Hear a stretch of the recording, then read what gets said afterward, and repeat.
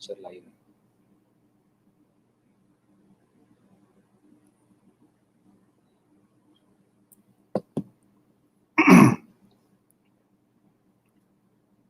Start.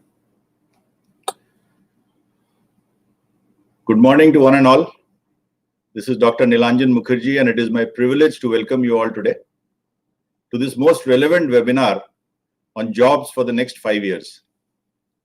Since we are being watched by students from across the world on this program, I would take a minute to introduce Integral University to you. Integral University is one of the first private universities in India. It is known worldwide as a seat of educational excellence, having over 250 programs in all disciplines. We are a very cosmopolitan university. We are a very all-inclusive university, which has a diverse student presence from several regions of our country and several nationalities from across the world. Currently, students from 14 countries are studying in campus at Integral University. It is situated in Lucknow, a beautiful city in North India. The Center for Career Guidance and Development at Integral University is proud to host this global webinar today on such a relevant and contemporary topic which everybody has on top of their minds: jobs. I know there is tremendous excitement and eagerness amongst all the participants to get insights from experts about this very relevant issue in today's times. We have an eminent panel today which is rich in academic qualifications as well as diverse experience and exposure across geographies. We are joined today by Mr. Ashish Bhalla, Head Global Corporate and Campus Recruitments, HCL Technologies. Hi Ashish, good morning and welcome to the program. Morning, Dr. Nilanjan. Morning, everybody. It's a privilege to be here. Thank you for the invitation. It's our honor to have you on board. Mr. Rajesh Kumar, CEO and co-founder of FACE, a premier upskilling organization. Welcome Rajesh on board and welcome to the program. Thank you so much, Dr. Mukherjee. Looking forward to a presentation. And we have Dr. Syed Nadeem Akhtar, Pro-Chancellor, Integral University, India. Welcome, sir. Welcome to the program. Thank you very much, Dr. Nilanjan. I'm happy to share with all of you listening in from across the world that we are now live on various channels and we are currently having participants from as many as 27 countries. We have participants from Kazakhstan, Uzbekistan, Saudi Arabia, Kuwait, UAE, Iraq, Somalia, Oman, Qatar, Bahrain, Ethiopia, Nigeria, Ghana, Tanzania, Sudan, Liberia. I'll take a break. Oh, Thailand, Indonesia, Bangladesh, Nepal, Afghanistan, Ukraine, Turkey, Ireland, Sweden, Australia, New Zealand, and of course, a big audience from India. So that's quite diverse. We will touch upon, welcome all of you from across the world. Welcome to all our friends of Integral University. Welcome to all of you from across geographies. We are live now in North Africa, prominently in Middle East, in Central Asia, in Southeast Asia, and in our region of SAARC. And of course, in Australia and New Zealand, and some countries in Europe, like Sweden, for example. So we will touch upon today the very relevant topics of new technologies and new methods of hiring in the coming years. So our topic for the seminar or the webinar is jobs for the next 5 years.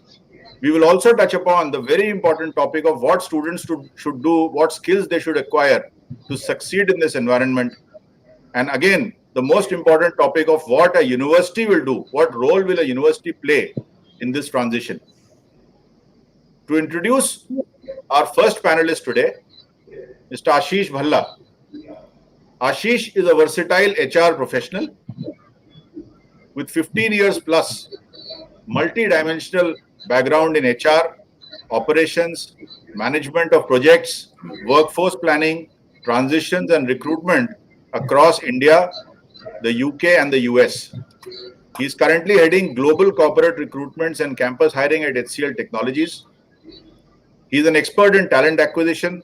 He spearheads campus engagements with both business schools and engineering schools across the country. He is an academic design panel member and a mentorship panel member for various premier institutions.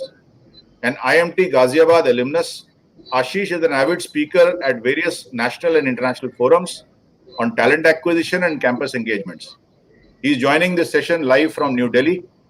It will be very interesting for us to hear from him on the new upcoming technologies and the ways of hiring going forward, since he is an expert in both these domains. Over to you, Ashish. We look forward to hearing from you, and the students across the board are looking forward to hearing from you. Welcome and over to you. Thank you, Dr. Nilanjan.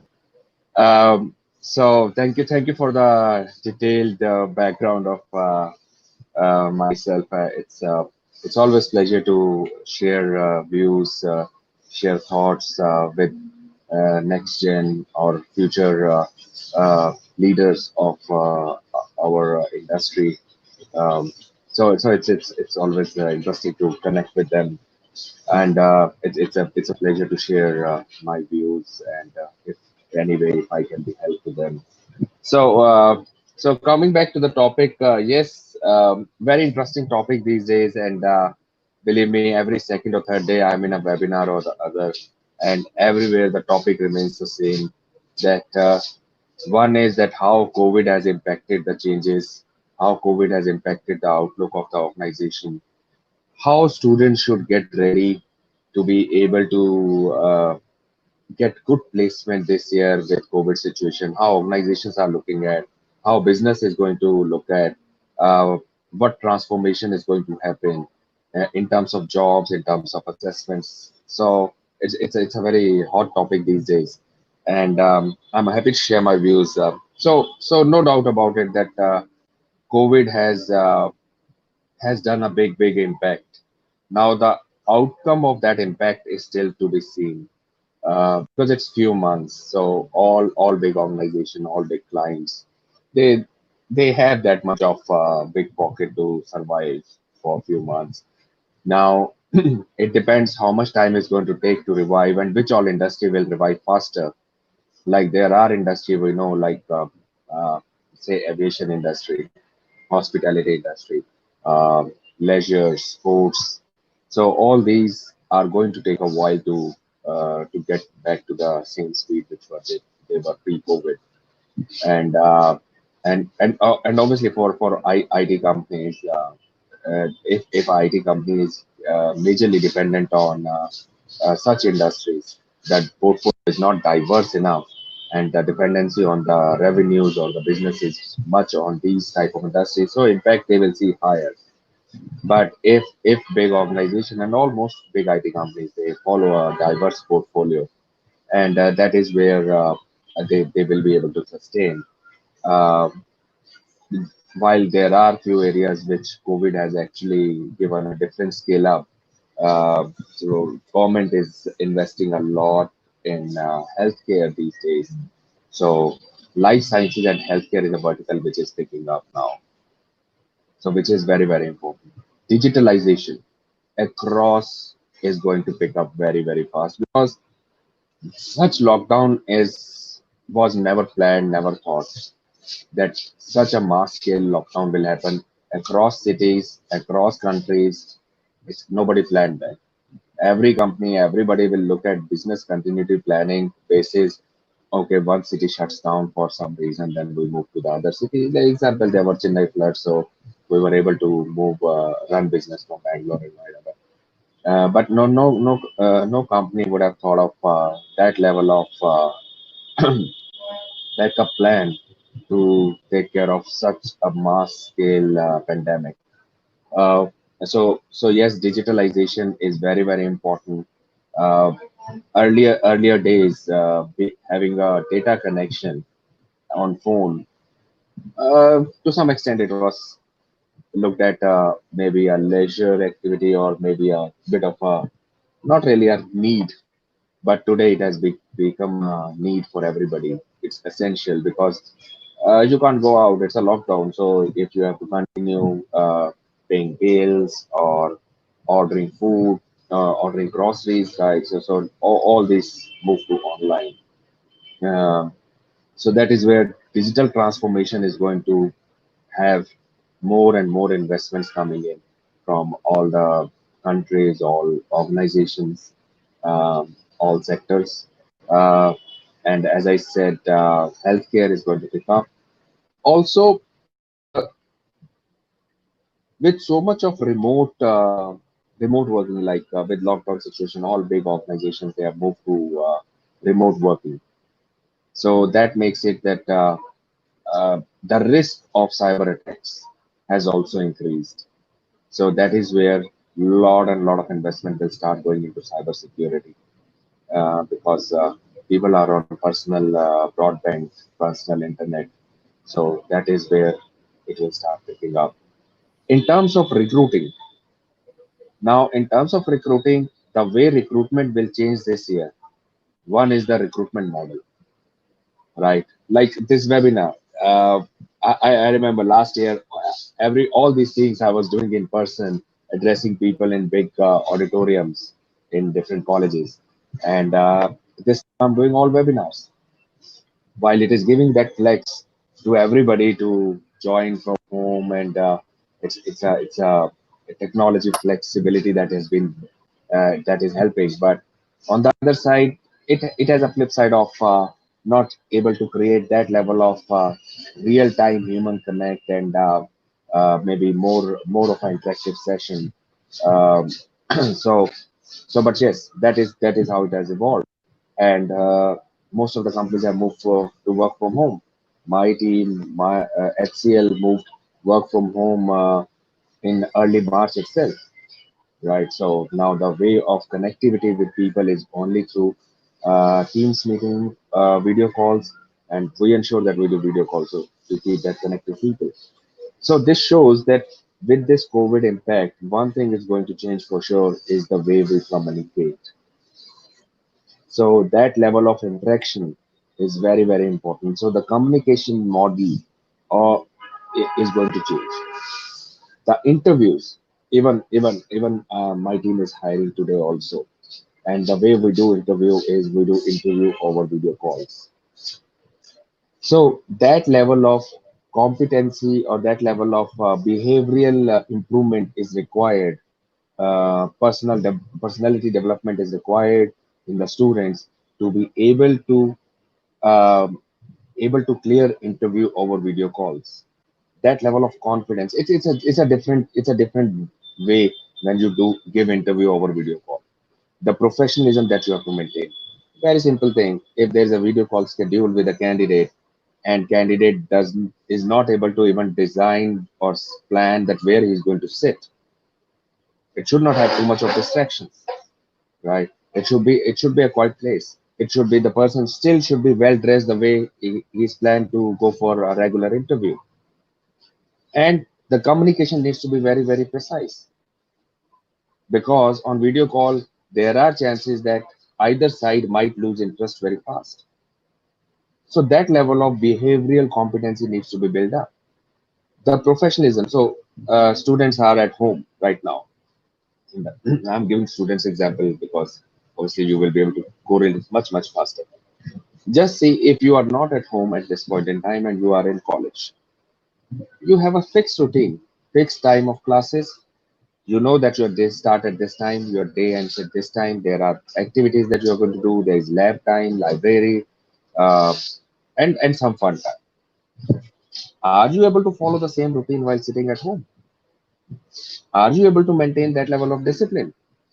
So that is also very important, and that is where when we go for interviews this year, when I do campus interviews, I'm going to ask people that how their routine changed when they were at home, because down the line the ways of working in organizations will also change.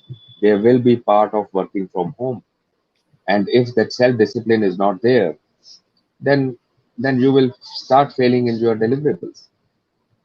So that is the broader view. If I try to summarize that, more of a behavioral competency, discipline has to build up. look, technology, we all know what are the key technology, top 5, 10 technologies which are coming up: artificial intelligence, cybersecurity, cloud, and all that. That is there. But beyond that is lot and lot of behavioral enablement is required. College, campus, they can enable you with good education. But how to use that education, that you need to learn. So that is the summarized version, Dr. Lanjan. If there is anything specific you would want me to address, I can pick that up also. Yeah, thank you so much, Ashish. I think that was very, very enlightening for us. I have personally taken down a few points. I'm sure students from across the board who are listening in would accept what you're saying and they will adapt. So you mentioned interviews over video calls as the way forward, and for that, very, very importantly, you mentioned behavioral competencies to develop. Uh, this is a takeaway from me from this address of yours, that behavioral competencies have to both be built from within the student and also to be imbibed when they come into the new environment of learning in universities and colleges. You touched upon the very basic points of dressing up in your work from home environment, being the same disciplined person that you would be expected to be in a college or in a school routine. That's wonderful. In fact, students listening in would pick up points from there, and that's where the key lies. And you participants across the world, you heard from the head of hiring of HCL Technologies, which is one of the premier IT companies in this part of the world. So discipline, as Mr. Ashish emphasized on, is the key. Thank you very much. I think if there are any specific questions, I'll come back to you Sure. at the end of the session. Thank you so much, Absolutely. Ashish. It was very Sure. nice hearing you out. Thank We you. have now our next panelist. But before that, let me share with you, I have got an update right now that we are currently live with 7,600 participants on this program through various channels, YouTube and various other channels that countries are now taking. We are live on 7,600 participants in this webinar. So welcome you all.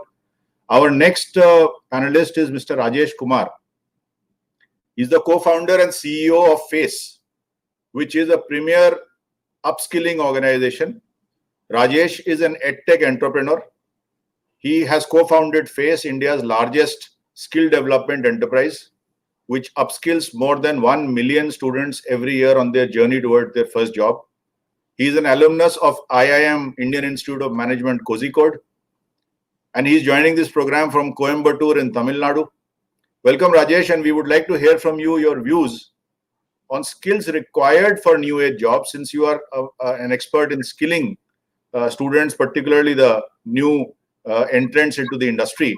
We would be very keen to hear from you your views on skills required for new age jobs and what students and aspirants should do to stay relevant and become successful going forward, particularly in this transition phase. Sure. Over to you, Rajesh. Thank you so much, Dr. Mukherjee. It's indeed a privilege and pleasure to be with you. It's always invigorating to interact with young minds and be able to inspire them to take to larger pursuits in life. The question that you put forward is an extremely pertinent one in the new normal. Up until about early March, our life was in a different plateau and different strata altogether, where our routines were different, our activities and actions were very different. But today, practically everything seems to have, like, say, come to a screeching halt. The 2 months, I'm sure each one of us have our own set of episodes to narrate to for future generations in terms of how we spent, what difficulties we faced, what exciting things we found out, what curious things we explored, and all of those things. But now that we are getting back to a new normal, new world, by declaration by most experts out there, a lot of things have changed. More so from a work-related perspective. Mr. Ashish touched upon all of those work-related aspects and the kind of expectation that we have. And as a premier skilling and capability development enterprise, we've also been doing a lot of research, trying to gather from across country our colleagues and partners who work in this space to define and broadly arrive at what were the things that a student or a prospective early career professional should look to adopting either on his own or through some expert intervention. Just to, before we get into that, it will help if I put together in a perspective of how industry or organizations expect. See, eventually, organizations, irrespective of what sector they're in, whether they're in IT or manufacturing or retail or banking or any of them, eventually all organizations expect their associates or employees to possess skills, knowledge aspects, skill aspects, and of course, what is most critically called as work readiness aspects. If these three things are fully consummate in a particular professional, he or she is deemed to be an extremely strong asset to the organization. Now, obviously, the specifics of what knowledge is required and what skills are required will vary from industry to industry, organization to organization. But the work readiness aspects, which I'm going to talk about in a short while, becomes a very common and overarching scheme and skill across board. It doesn't matter what scheme of things, what industry we're going to be part of. I'm going to qualify whatever skills or work readiness aspects that are expected into two buckets. One would be what I would call as functional skills, and then this will be over and above a mandatory requirement and area that every student, every professional is required to. There are various surveys, starting from like say large consulting firms like McKinsey, BCG, who've been publishing reports, to other Indian majors and common non-governmental organizations which have been publishing. Across board, this seems to be the synthesis of all expectations from the industry itself. Without doubt, most critical functional skill that is expected of everybody is the digital skills. Up until recently, the idea of digital skills were largely restricted to computer literacy. This I'm talking in the context of, so there are pretty much like say engineering stream of studies is viewed upon as a technology oriented and all of those things, and their expectations of computer literacy and digital awareness was different. And the non-engineering stream of professionals or students, their expectation was slightly different. But in the new normal, practically everybody is expected to have certain level of digital skills, if I may. Now, digital skills, I'm moving away from basic computer literacy. If you look at about 15, 20 years, for the faculty colleagues and the parents who are part of this webinar, I'm sure you will resonate with what I'm saying. Late 90s and early 2000s, it's more about getting used to computers itself. Early 2010s, it was more about getting used to smartphones. Now, 2020, it's about being a combination of being able to be being cyber aware, which includes like how Mr. Ashish touched upon cybersecurity at an organizational difference, but being digitally savvy, being able to like say, be protective about one's digital behavior is important. We have already seen a lot of ups and downs, personal tragedies because of lack of digital security awareness, starting from like say financial losses to reputation risk and all of those things. So being digitally conscious, being digitally aware, from not just being able to use emails and Microsoft Office and those sort of things, to being able to overall hold oneself in the digital world is very important. Now, the most critical aspect of this being in the digital world is being able to work and collaborate with people across strata, across geographies remotely. In the last 2 months, I'm sure a lot of us have gotten used to webinar tools. But once we are back to work, once we are back to college, it will also come to a point where a lot of collaborative co-creation and collaborative delivery of solutions and even learning components and projects will be happening, which means we need to be aware of and familiar with a lot of tools like Slack and Asana and Trello and these sort of skills. Now, in the bygone era, we were so comfortable with the idea of maybe walking up to a professor for asking doubts, or maybe talking to a senior to like clarify things and doubts. Now, in the new era, what will also be all the more critical is our ability to find things and search for things on the internet and be able to arrive at things that we are required to consume in a very fast and precise manner. We are more commonly used to referring this to as Googling skills, but that becomes very, very critical. Whether we are pursuing BBA program or aspiring to get into a health science related aspects, it is incrementally going to be important.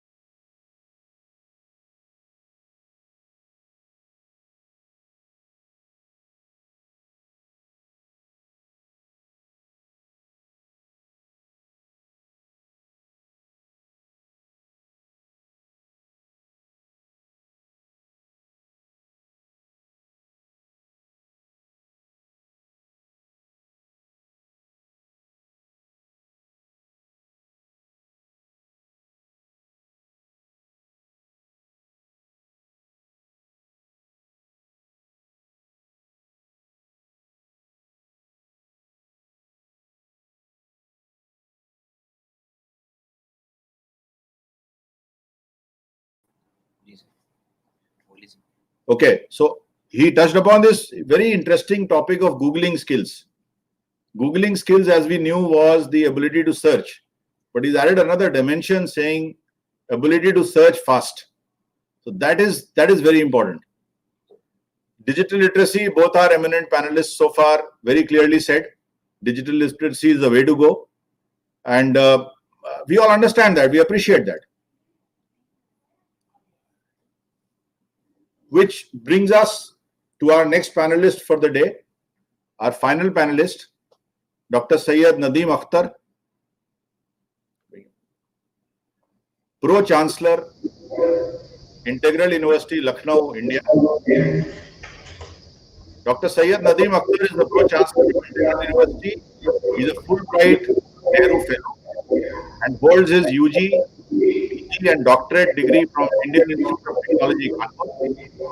Dr. Nadeem takes keen interest in academic administration of the university, and being a senior level functionary of the university, he plays an instrumental role in designing of MOUs, agreements, introduction of programs, and development and constant upgrade of curricula.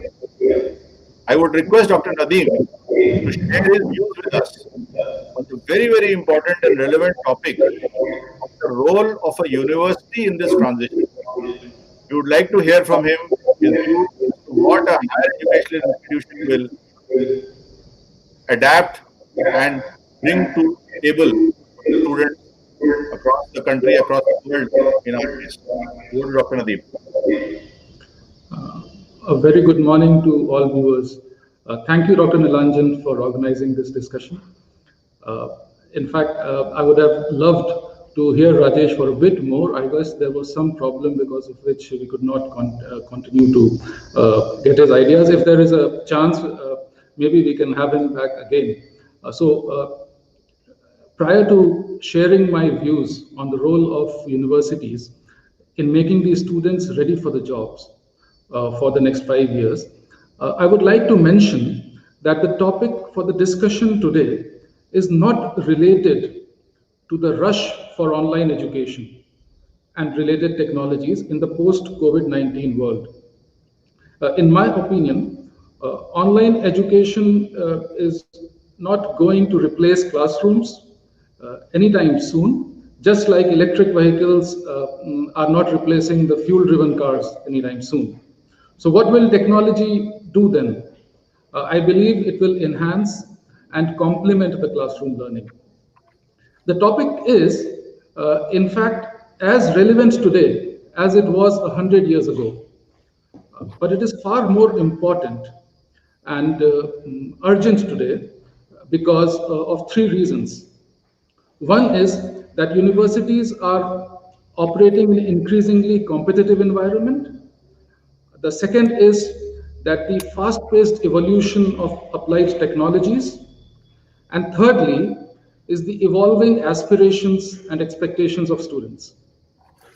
So picking up from what Mr. Ashish emphasized on, which was the inherent discipline, the inherent sense of propriety that needs to be developed in our students, and what Mr. Rajesh said was the work readiness. So the jobs for the next 5 years are going to require enhanced knowledge of applied IT, networking, and artificial intelligence. Such jobs are going to increase in numbers across all sectors.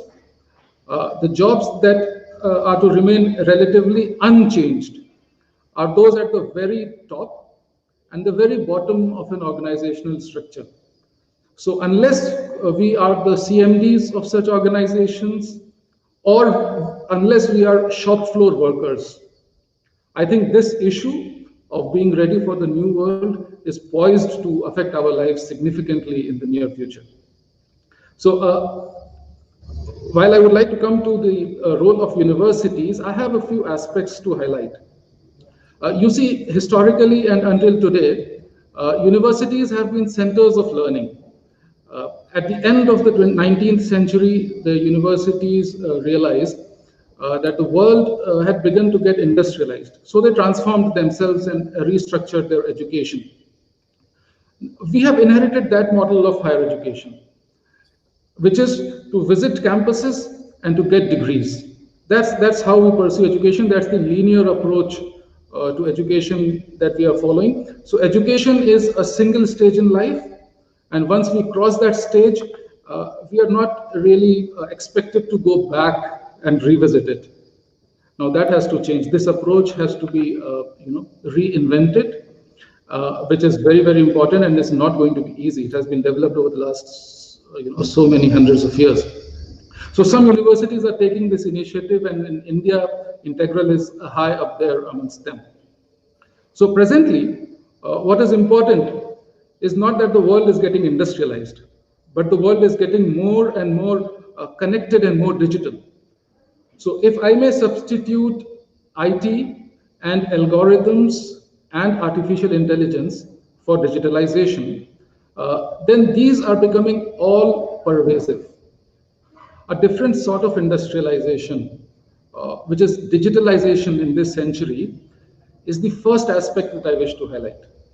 And a university like Integral plays an important role by bringing forth the potential role of such technologies in the various domains currently around the world. So that was the first aspect. Secondly, we should realize now that the internet today has all the knowledge available, and that too for free, which means a university does not add value by merely imparting knowledge, that is teaching. So we at Integral have realized this, and we are working to help students how to look for the right kind of information and to understand and how to interpret and analyze this information. I think this is also what Rajesh rightfully pointed out, the ability to look for information, which is already out there, the ability to grab it and to analyze it, that is what is developed in the students, especially here at Integral. So we have realized that technology is transforming the landscape of employment so quickly that it is not possible to study for 4 years and without putting in any extra effort stay relevant for another 14 years. That's not possible. So in addition to being centers of learning, the universities have to be centers of facilitation, and centers of enablement. And this is what Integral firmly believes in being. We are prepared to provide the students the means to know what to learn. So our faculty are required to be on top of the curriculum and in tune with the developments in their fields. And they are working together with alumni and industry partners to regularly upgrade curricula. So Integral is progressing towards building a dynamic curricula supported by our dynamic faculty to impart relevant knowledge and skills to our students. In fact, I envision a time when we have such a dynamic curricula that when the teacher walks into the classroom, he or she gets to know, oh, this is something new that I've got to teach in this subject. I just got to know because the curriculum got upgraded just yesterday. So the teacher would basically, teacher and the students jointly would learn on the fly. Teacher will be the facilitator, and together with the students, they will learn about this new technology, however much time they want to spend on it. That's the kind of dynamism that I foresee in the near future. Apart from this, the third aspect is how do we individualize and customize the education to the individual tastes. I won't exactly say desires, but individual tastes of the students. So the increasing flexibility in choosing your stream of courses, especially here at Integral, allows the students to have their own tweaked curriculum. This makes them happy that they are learning what interests them, and at the same time, they are more often than not getting credits for those choices that they make amongst the courses. A very important thing comes next, which is our faculty, the faculty in the universities. So faculty at Integral are sensitized to the purpose of education. They do not pour knowledge from a filled vessel to a relatively empty vessel. So they are not expected to teach what they know and what they have learned while they were in college. Rather, at Integral, they are sensitized and ready to uncover and lead forth, to act as revealers. So revealers, to reveal is something that I really want to emphasize on, is going to be the job of the faculty, to reveal the opportunity to learn. That's going to be the main job. So let me share an anecdote from my time as a sophomore in IIT Kanpur. So we had this senior professor of mechanical engineering having taught us mechanics of solids. And by the end of the semester, he had built such a bond with our class that he bid us an emotional adieu. He ended the last class by quickly summarizing the various topics that he taught in the course during the semester. He went on to mention that because of the paucity of time, he could not cover all the aspects of the subject, but as we would understand, the whole idea of the course was not to cover, but to uncover. And that is the spirit to uncover, to act as revealers is what going to be driving the successful faculty and successful universities of the future. I think next I must emphasize on the importance of social skills and the need to enhance the presence of liberal arts and sciences in the curriculum. An important aspect here to note is that with the increasing trend of remote working or working from home, online education, this all leads to lesser and lesser social interaction. Our people are going to miss out on a lot of social learnings. Hence, the universities have to lay a strong emphasis on their liberal arts and sciences component in the curricula of all fields of study. For example, Integral University offers 250 different kinds of programs across close to 50 disciplines. Now, what this means for our students is that he or she gets to meet and learn skills and hobbies from other students who are studying 50 different subjects, and the opportunity to collaborate with them on projects. So what an amazing diversity of learning opportunities in a campus such as ours.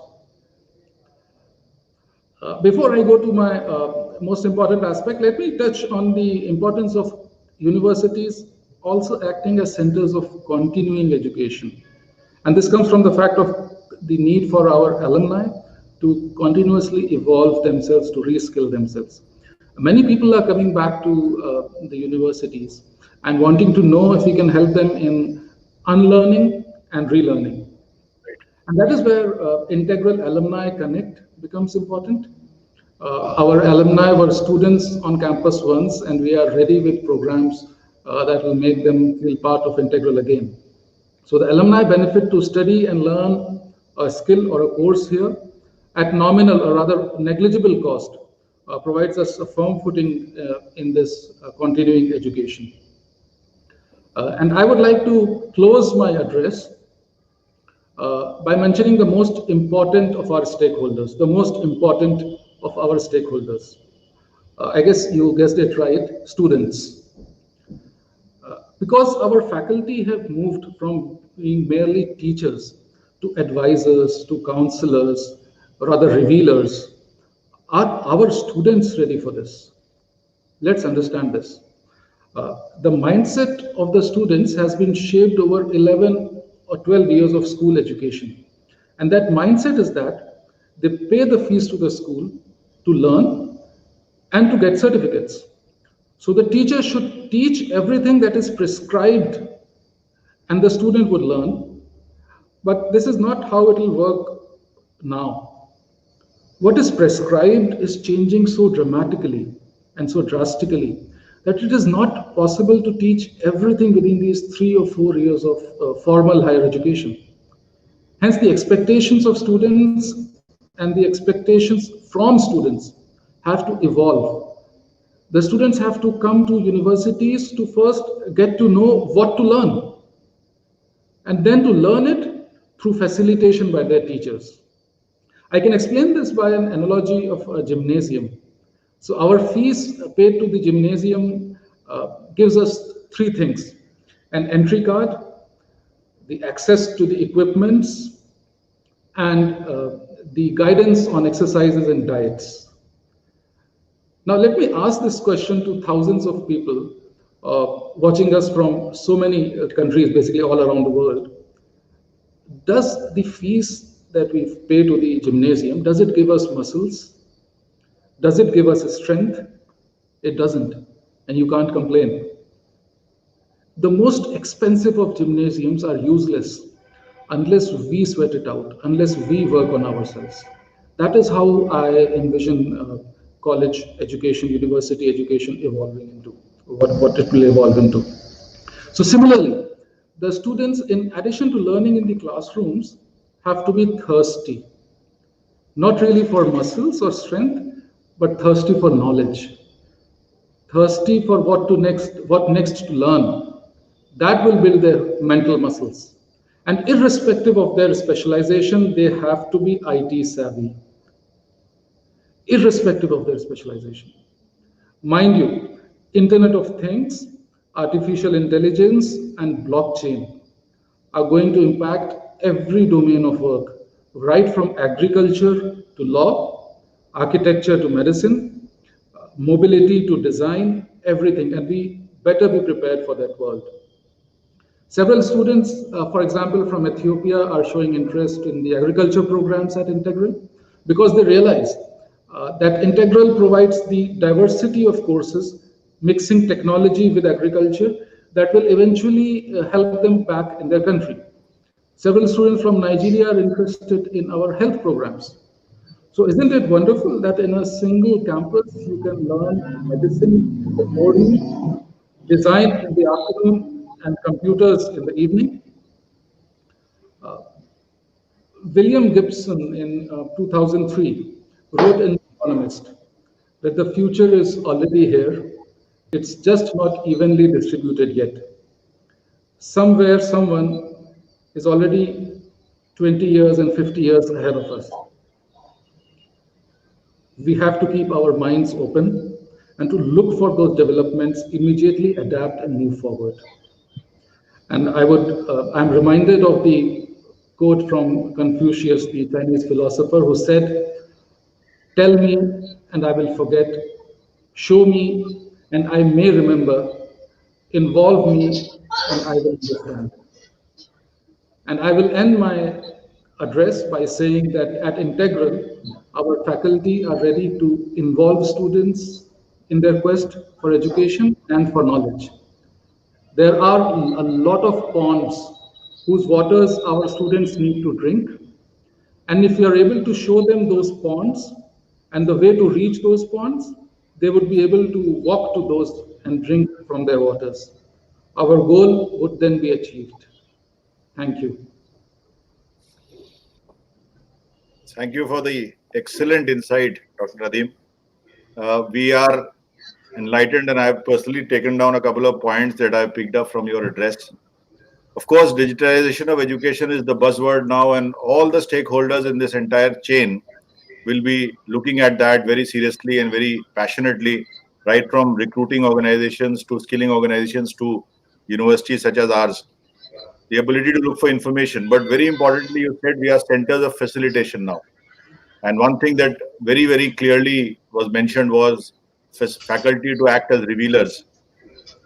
Alumni connect, of course, continuous skill, continuous education is the way to go.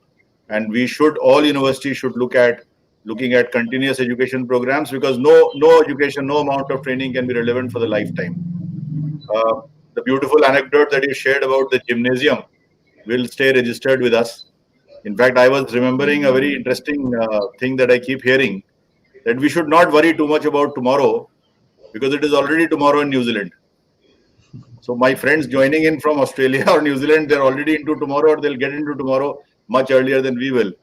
But we as an institution, we need to learn and move from there. And the message that you gave to students was definitely worth registering. And I hope that all students across geographies, across cultures and education systems are hearing us and will pick up points from there and adapt to that effect. We lost Mr. Rajesh to a technical snag for just a very brief 30-second to a minute. If I would like to give the stage back to him if he has something to share and to conclude, because there was, I think, a couple of minutes more to go for his address. So over to you, Mr. Rajesh, so that you can conclude. Then I'm getting a lot of interesting questions from across, and I would take this opportunity to ask my panelists about one of these questions or two of these questions each. So over to you, Mr. Rajesh, and then we can go on with the question answers. Mr. Rajesh. It's very unfortunate I had to deal with a technical snag. Not a problem. Absolutely okay. So what I wanted to, so I was briefing about how we need to look at functional skills as at one end. I was talking about digital skills. I was talking about being able to work remotely. I was talking about Googling skills. The next and final important skill that I wanted all of us to be aware of is being able to be more data driven. Somehow the word data science is a buzzword, and everybody seems to be talking about it like that is the only that is a hot career prospect. More often than not, we don't realize that data science is not just a stream of specialization in computers or anything. It's something that you and I all of us across stream would be using it on a day-to-day basis. That's the, like how Dr. Nadeem also mentioned. This is one of those future very critical skills or domain area that is going to be prevalent. I'm not talking in terms of a specialization to probably pursue. I'm talking about being data-driven about decision-making, day-to-day activities itself. Starting from, say, if you have to decide what you're going to buy, all the way to, say, decisions around large life-altering events, as long as we are cultivating the habit of being able to be data-driven, that is also going to help us in a functional area perspective. So those are the 4 functional skills that I wanted to brief about. I'll very quickly touch upon even more critical life skills, which will be very, very critical for us as we move into the foreseeable future. See, what this particular pandemic taught us is there is nothing around certainty in terms of either a job or a particular career prospect or anything is what this pandemic has shown us. A lot of industries have completely gone upside down, topsy-turvy in terms of their basic existence and everything. So first and foremost, critical life skill that we need to be on top of is being able to be resilient. At the face of failure, how are we going to deal with it? How are we going to take it in our stride and move on and find out what is the next opportunity? Well, people in sports talk about how you lose one match at a time and you don't really lose your entire game altogether. Similar things need to be adopted in our life perspective also. Being able to quickly deal with whatever is the failure that is coming our way. For instance, many of us would have taken up a particular stream of studies. In fact, yesterday we had a query from one of our learners. This candidate, he has taken up a pilot training program. He has spent about 40 lakhs of his hard-earned parents' money to, like, say, take a pilot training for the last 2 years. And all of us know what is the situation of the airline industry. And for the next 2 to 3 years, it is highly unlikely that the pilot training that he has taken up will essentially even fetch him a job. So very unfortunate that the entire industry is going through, but that's something what he never had any control over. So a failure of this magnitude, how does he and his family, like, cope up? That's very critical. So the candidate was still positive and optimistic, and he picked up other skills that his pilot training gave, and he's looking at prospective areas of job and opportunity in allied areas which involve those attention to detail, involve those customer related focus skilling that he got as part of the pilot training, and looking at other avenues of working. So being able to deal with failure, being able to be resilient and, like, say, move forward will be a very, very critical life skill. That is at one end.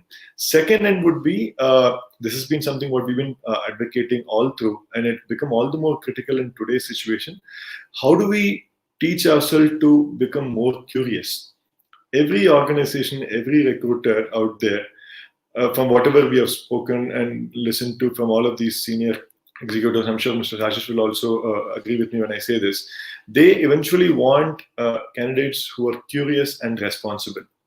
Now, curiosity will give us all the required impetus to be able to, like, go find out and figure out solutions to problems, find out what are the best ways to, like, go about doing. Today, whatever our formal education system may give us, the technology and everything keeps changing so much that it's always critical for us to be able to be on the lookout and find out as to what is happening out there. Be curious enough to, like, say, find out as to how to keep ourselves equipped and abreast with whatever is the development and happening.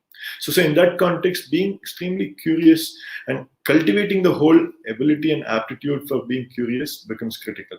Now, if on the one hand, if you are dealing with failures in a very effective manner and are curious by in itself, and if we can, while we are at it, also help ourselves to learn by ourselves, while we have the luxury of amazing administrators and academicians at our universities, it may also happen that if you are able to, like, say, cultivate this whole habit of self-learning in a way and manner that has become a natural instinct for us, that will also, like, say, help us very, very effectively. So with that, I would like to conclude. I wouldn't, in the interest of time, and we are more keen on, like, say, taking on to questions from our audience from across the globe.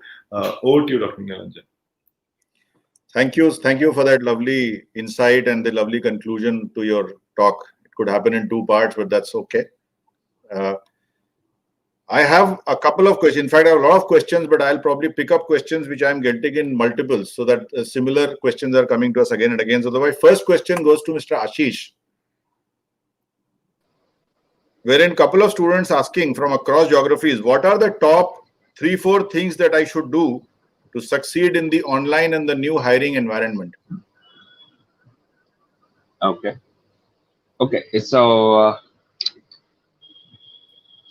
So one is obviously your academics. The competition is going to be very different this time, because there is going to be, we all know, there's going to be demand supply gap. Supply will be more than the demand. So you need to be ahead of the race. We know that how many lakhs of students they pass out every year from engineering colleges. So yes, one is that you stay ahead of that race with your academics, good CGPA, and along with that, how job ready you are. If it is just about BTech, that's not going to solve, right? The way things are upgrading now, there are few roles which are undergraduate or which a 12th pass can also do, which were used to be early part of IT days, right? So it is transforming to next level. That is where your capability to adapt fast to those new skills, new technologies, how much you are correlated with the current situation, how much you have invested in yourself, all these things will be added value at the time of placement when you sit next year. Uh, So yeah, these are behavioral is also very important, as I touched upon that. Yes, behavioral perspective is very important. The race this time in campus placement season is going to be very different, right? The interview model will be different. Even yesterday I was evaluating one of the tool where we are going to have online assessment done by that tool, which has which will check even the face recognition if the face is changing during interview. So companies are moving towards that. It will be a remote interview, a remote assessment, online test, but the camera is designed and so much of artificial intelligence has been built in that it will check if the face is changing in between. It will check even there is a change in voice during those 1 hour of during that 1 hour of assessment. So all these things are coming up, and so that is where you need to have self knowledge needs to increase a lot, right? And you need to get ready for what how technology is moving fast, transformation, digitalization. We have all looked at embedded skills. 5G, it is picking up now. That will be new technology that will come, right? So that is where I think we all should start investing in functional knowledge as well as behavioral competency. Thank you so much, Ashish. I think it was very insightful. This particularly interesting aspect that you touched upon of interview models through face recognition and voice modulation techniques. Students listening in from across the world should now prepare themselves accordingly. That is the new normal in terms of hiring. And I'm sure universities and educational institutions will also do their bit to adapt students to that kind of environment. Me in particular, I work in the domain of career development and placement, so I'll definitely be adapting these technologies to bring this to our students so that they are up to speed with the requirements of IT organizations such as yours. The next question that I'm getting, which is in multiples again, I'm getting is from outside India. So my question will be to Dr. Nadeem. Why should I come over and study in India, and how will my program be relevant to me when I go back to my country? I'm getting a similar question from both Vietnam and somebody in the Gulf countries, Oman in particular. So, Dr. Nadeem, would you like to take that question, please? That's right. So, as I said, universities have to increasingly play the role of social enablers. And what better place in the world could be than India to experience that social interaction, that social diversity? In fact, even just in the campus of Integral, you would,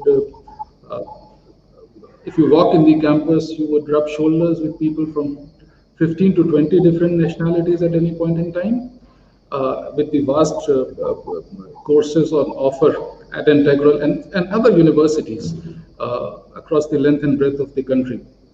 I think it makes a lot of sense to come to India. The students should keep in focus, keep in mind that they should choose a place that offers them a diverse learning opportunities, not only a place that specializes in their field, which mostly happens in colleges, but I would say a comprehensive university is what they should be targeting.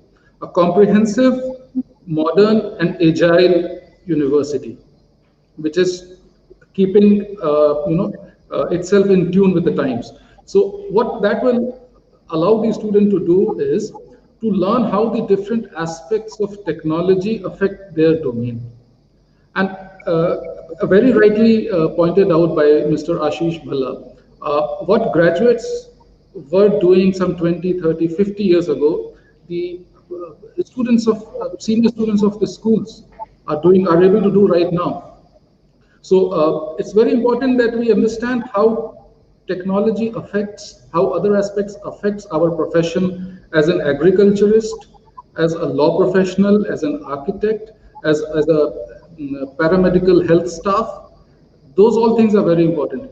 So it makes a lot of sense to come to come to a university in India such as ours, and the kind of exposure that they will get, will help them in addressing the issues that they will face back in their country. Thank you, sir. Thank you for that insightful answer. And I'm sure students who are listening in from across nationalities, 27 countries right now, will pick up points from there. And India is ready to welcome you.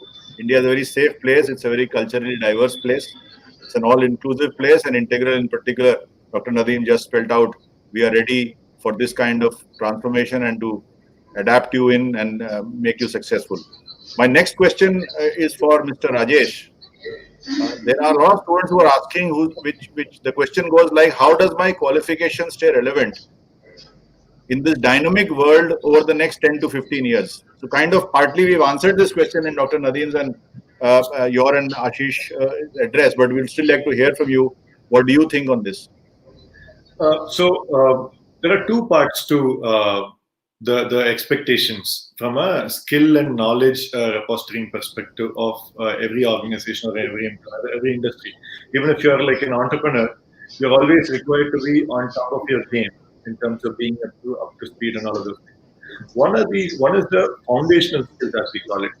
So foundational skills like, say, problem solving ability, being able to design and decipher things based on the inferences that are required to be drawn from experiments that we do. I'm just taking examples of how our learning happens in our university. So at a university education level, at a degree level, what our university does, particularly an esteemed one like Integral, I'm sure, does is gives us very strong fundamentals of foundational skill, which roots our problem solving ability, our foundational ability, foundational knowledges of respective domains, whether it is agriculture, or medical sciences, or law, or architecture. So this is a very fundamental foundational skills as it is provided by a university. As a student, it's very imperative that we kind of internalize it so much so that that becomes second nature for us. I'm sure we remember this from our school days. After the first few years of our studies, the mathematics tables would have been so embedded in our memory. So even if you like say wake you up in the middle of your sleep, you will still like say call out 16th multiplication table. Similarly, if those foundational skills, fundamental skills are very, very strongly rooted, you will be in a very safe zone, irrespective of what specialization you're pursuing, irrespective of how long it takes. The second thing I partly touched upon during my address also is to be continuously learning and being extremely curious. More often than not, once we graduate out of college, we don't tend to go back to or rather keep in touch with whatever is the latest development in our industry. We get so busy with our work life, we probably are like say so caught up from 9 o'clock morning to morning huddles to like say 8 o'clock end of day huddles, and irrespective of whatever industry, we are so caught up with our very busy lives. More often than not, what we find is about 95% of the young professionals and even like the mid-career professionals that we interact with, they say that they don't find time for keeping it up to date with whatever is their latest developments happening in the field. Now, this is very suicidal. More often than not, to avoid this, organizations spend a lot of time, effort, and resources to get them up to speed. But that will still be, like, say, only partly successful unless, as professionals, as individuals, as aspiring human beings who want to, like, say, make a mark for ourselves, if we don't have a self regulation, self discipline of finding time to keep up to date with whatever is the latest development, it will be very, very challenging. Now, think about it. All the developments which have happened up until this point in time are university education gives us.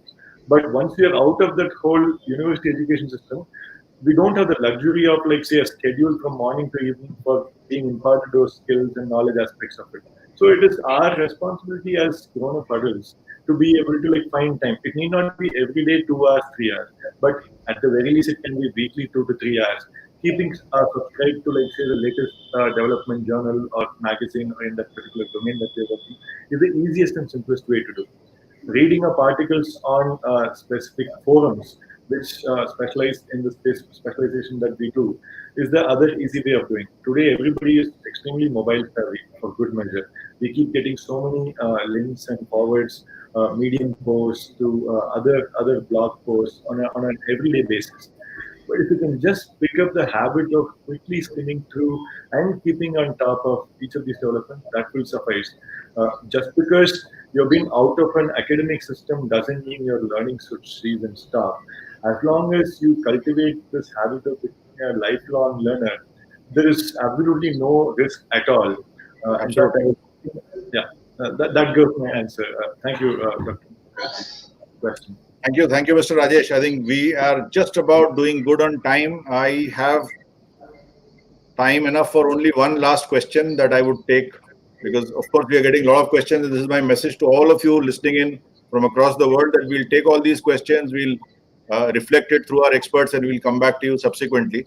But on this program, we've just about time for one last question, which is, I will pose it to Dr. Nadeem.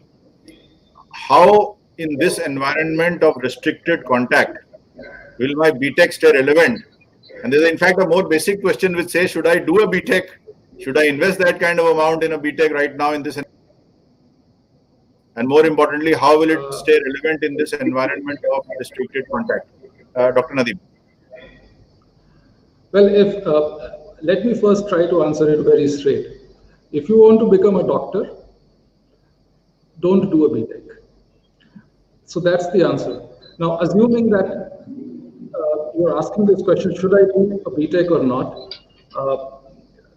Which means that you want to get into a field that takes BTechs, BTech graduates as that welcomes BTech graduates. Now, the BTech program, for example, here at Integral,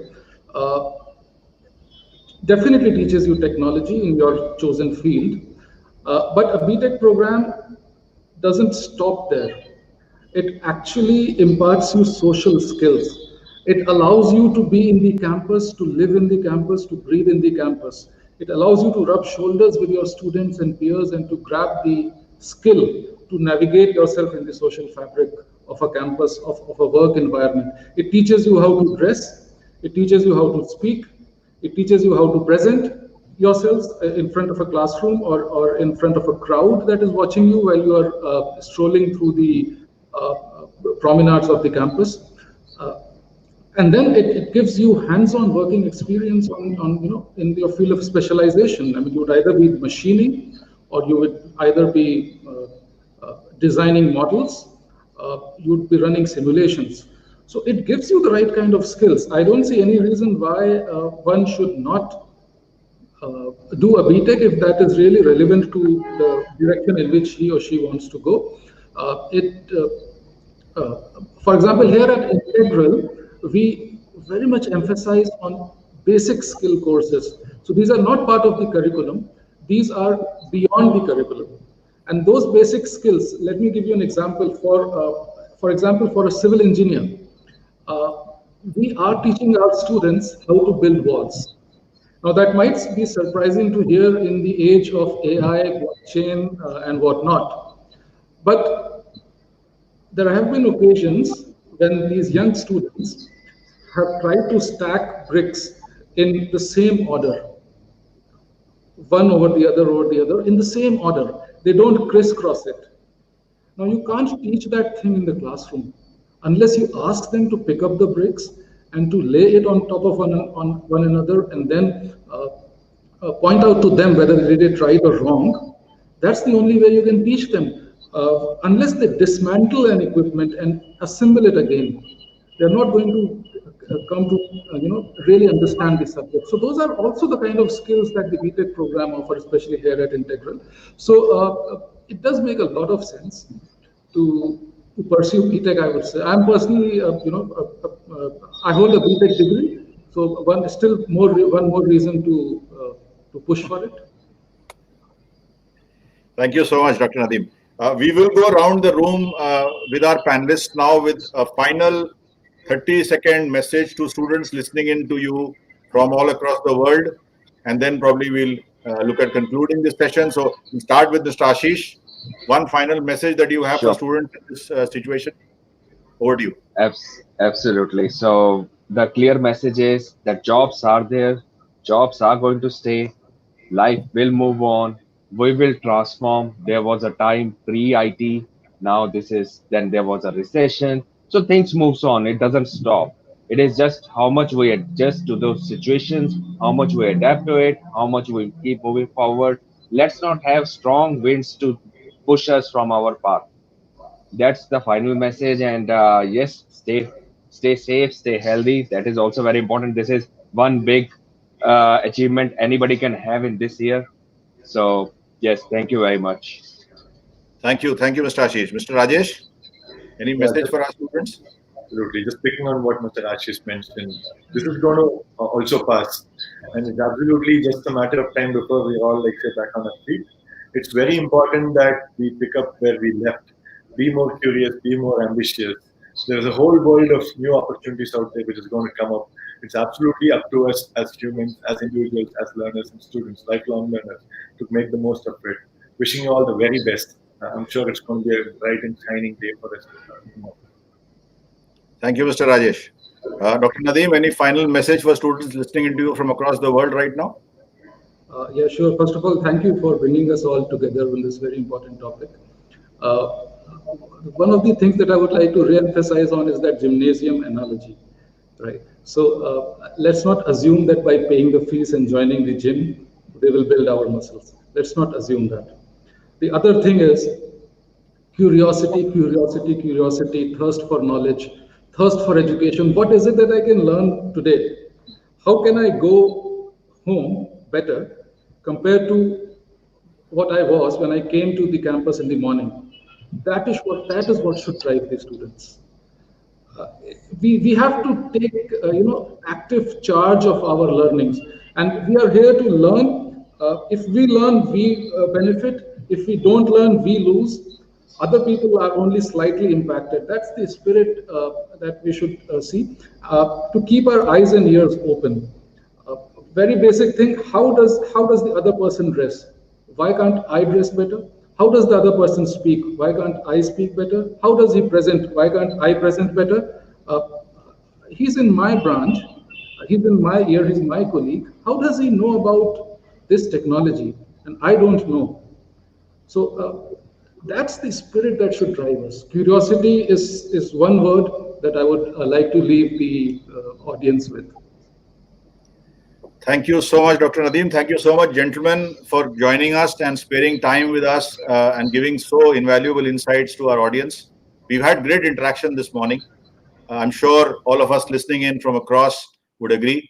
I thank the audience from across the world, from various nationalities, to have joined us this Saturday morning. The panelists, we thank profusely to have shared invaluable insights with us. On behalf of Integral University CCGND team, I thank all of you, and I thank all the students and all the team members who helped us make this program a big success. We've run over time on this on 12, 13 minutes, but that's so much interesting engagement that we had was worth it. Very, very worth it. Thank you very much. I will leave you with the final message of adapt, learn, and succeed. Goodbye. God bless. Be safe. Keep growing. Thank you very much. Thank you. Thank you, gentlemen. Thank you.